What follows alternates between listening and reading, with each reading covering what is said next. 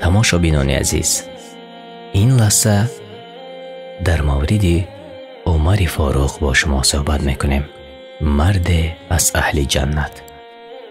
از ابو هریره رضی الله عنه روایت است که پیامبر صلی الله علیه و سلم گفت: وقتی که من خواب بودم دیدم که در جنتم و زنی در نزد قصر در لب آب طهارت کرده ایستاده است. پرسیدم: این قصر کیست؟ گفتند: از عمر است. در این هنگام غیرت عمر به یادم آمد و از آنجا پشتم را گردانیدم و حرکت کردم.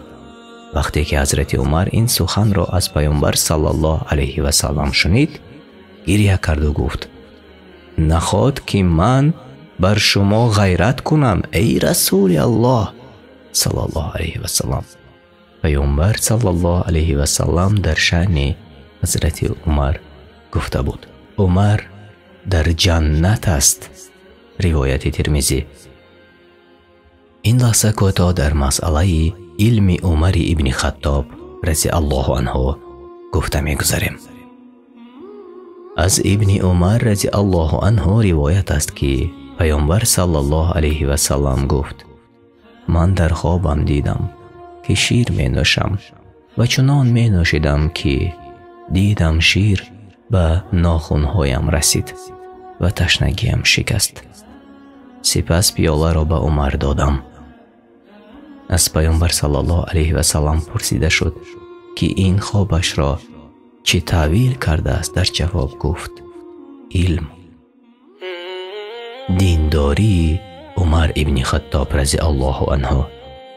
از سعد ابن ابو وقاص رضی الله عنه روایت است که روز حضرت عمر خواست که نزد پیامبر صلی الله علیه و سلم درآید.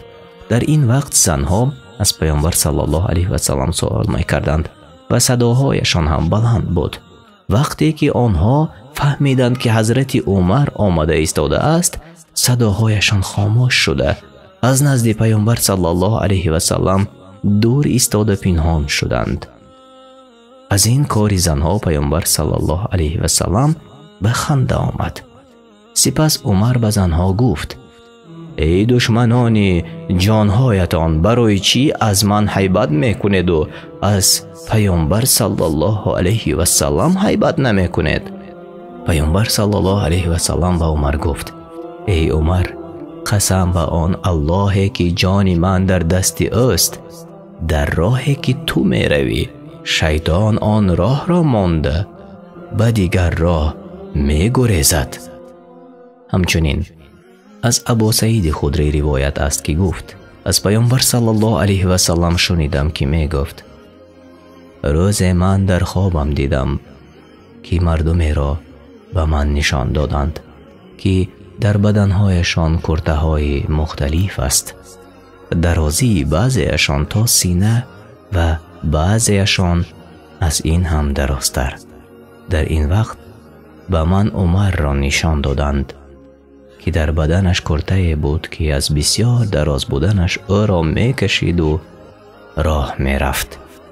پیامبر صلی الله علیه و سلم را پرسیدند: ای رسول الله، این را چی تعویل میکنی؟ گفت: دینداری.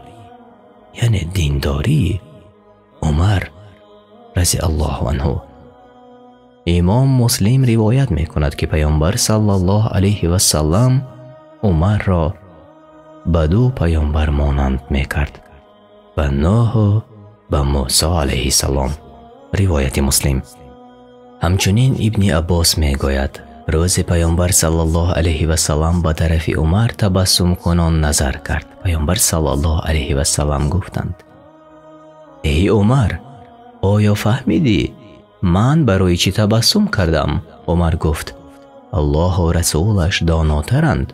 پیامبر صلی الله علیه و سلم گفت: الله بزرگ شب عرفه به تو بسیار با رحمت و شفقت نگاه کرده و تو را کلید اسلام گردانید. این حدیث را ابو یعلا روایت کرده است. تماشابینان عزیز، اینجا وقتی امروزه برنامه ما به پایان رسید و روزهای نزدیک ما باز در مورد عمر فاروق با شما صحبت خواهیم کرد.